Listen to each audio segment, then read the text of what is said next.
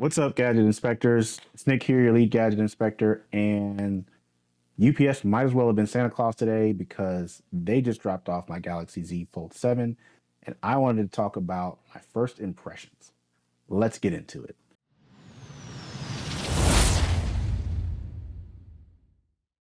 All right, finally got my Z Fold 7. Man, I am really eager to talk about this phone. I'm a huge foldable enthusiast, and I can't think of a better way to start off this first impression than when with talking about the design. It is much thinner and it is much wider. And boy, I've seen it, in photographs, but holding it in your hand is a whole different thing. I mean, check it out. I've got my S25 Ultra and Z Fold 6 here for comparison. And my goodness, look at it. This is the Fold 7.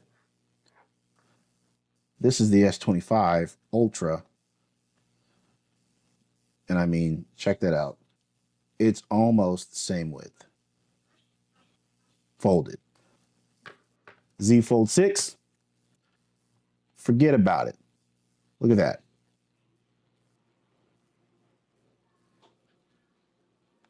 It's almost, what, 60% of the size? I mean, crazy. And not to mention also, it's lighter. The Fold 7 is lighter than the S25 Ultra. And it feels, it's almost like space age. It's unnatural to hold, super pocketable, and I kind of get it. Now, I was in the camp for the Fold 6 of the people that kind of felt like, yeah, I appreciate a smaller outer display. Why? Because of one-handed use. I like that. I like the idea of this just being a cover screen. Then the main event is all in here. I was okay with that. But once again, here's Samsung showing all of us that they know more about design than I guess the average consumer, or at least me, of all people. Because with the simultaneous idea of making the screen wider while also making it thinner, guess what? Look, I still have no problems getting my thumb from corner to corner on this device. I just don't. Still a good one-handed device. The other thing that this phone does well with making it thinner is for my Z Fold 6, I could never, and I mean never, find a case that fit. I mean, it's caseless now.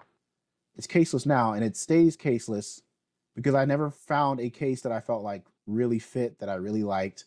Either the case was, for one, all the adhesive cases, I can't stand them. Secondly, the lip, if the lip on the outer screen was too big, it made the outer screen kind of usable because I use gestures, use swipe gestures to get around. And yeah, so just to show you that I'm serious about this, here is my Z Fold 6 case graveyard. And I don't like any of them. I mean, the S Pen case from Samsung is probably still one of the best ones, but it turns into a total tank. It turns into a brick. OtterBox case, way too thick. Taurus case, and I typically like Taurus cases. I have a Taurus case from my S25 Ultra that I love. A couple more Samsung cases, right? And then all of these, most of these have the adhesive to it, and so it's a couple of uses, and it's not even doesn't even stay on the phone right. I jerry rigged a case one time. I almost forgot about this. Like this is a case that I made out of a couple of parts from Amazon that were, still didn't like it, and I made it myself. It's a phone that's hard to make a case for, is my point. But the Z Fold 7, since it's thinner, it doesn't feel bad to put an actual protective case on it. It then goes to the size of a normal phone, and it feels great. All right, so let's talk about the specs for this bad boy. So we finally got some improvements, right? We're not just rehashing the same old parts. Biggest of which is probably going to be finally getting the 200 megapixel shooter. Um, hallelujah, hallelujah. As a content creator, I have been looking for this change probably out the most out of any other thing that I wanted for this phone, because when you put it in tent mode, now you have the ability to use it as a kickstand and shoot content with an actual high quality camera, right? So I'm excited about that. So you're gonna have a lot more videos coming soon. And just from like a value perspective of not feeling like when you spent the $2,000 to get this phone that you were getting ripped off because the S25 Ultra was always, at least $400 cheaper and had much better camera system. Now these devices are comparable. Now I can say, probably for the first time, that the Z Fold 6 might actually be the better phone. I mean, think about it. We get 16 gigabytes of RAM here. The S25 Ultra doesn't have that. We have at least the same main shooter. It takes a hit on the telephoto and the ultra wide, but it's going to be more comparable. And the Z Fold 6 cameras were never really far behind. They were never out of the league with the S25 Ultra. But with the bump of the 200 megapixel camera, now you can just go, okay, that's what I would call comparable camera system. Potato, potato. No need to choose really hard based on cameras, unless that is indeed your thing. Now, a couple of points of concern. One really big point of concern for me is we're still getting the 4,400 milliamp hour battery. Why is that a point of concern? Okay, so you see the size of these two devices, right? This is the Fold 6 and the Fold 7. Now, this also has a 4,400 milliamp hour battery. We also have the 8-inch screen in here now, right? So bigger outer screen, bigger inner screen, same battery. So to me, that is a recipe for short battery life. Now, hopefully, once again, this is an area that Samsung really proves me wrong in, and this 4,400 milliamp hours is still going to get me 6+ hours of screen on time, and kind of just last all day. But I'm really interested to see, because if I have any apprehension about this device, it is that. Now, the other thing that I'm kind of concerned about, but not as much as the battery, is there is no S Pen functionality with this device. So this device, you can get the foldable style S Pen and use it with the Fold 7. That is gone, does not have a digitizer in there. I think that's a part of how they got the thinness of the phone. And I gotta say, like, I'm of two minds about this. So on the one hand, if you can watch my Fold 6 versus Ultra video, where I talk about how I never really attributed the S Pen functionality to the Fold series, because it never really came with a phone. It was always a separate purchase, and I would then consider it an accessory. So I never wanted to mislead people and say like, oh yeah, and the S Pen does this, this, and that, because it really didn't. It was more like an accessory. The second reason is that even for the S Pen that you could get with the Fold, it wasn't like a real S Pen. It was a dumb S Pen.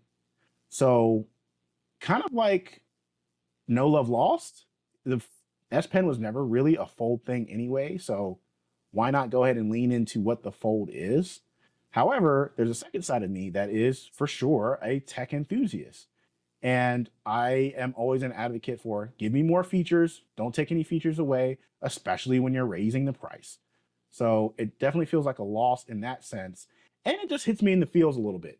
As an original Note user, still to this day, the Samsung Note series, including the first one, was my favorite phone. I think that was one of the phones that really got me into tech for real. So to see some of the features from that phone, see us kind of start go backwards from that, always hurts a little bit.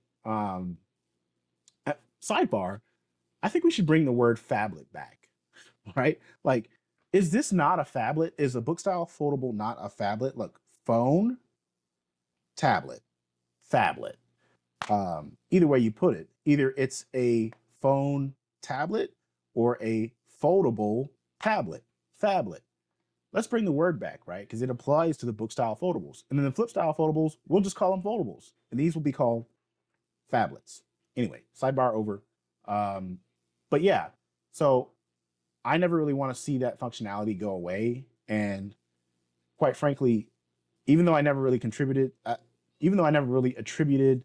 S Pens to the Fold series, I kind of want to see it stick around, or I would have much rather see them give me a phone that is this thick that we can house an S Pen in and keep that spirit alive.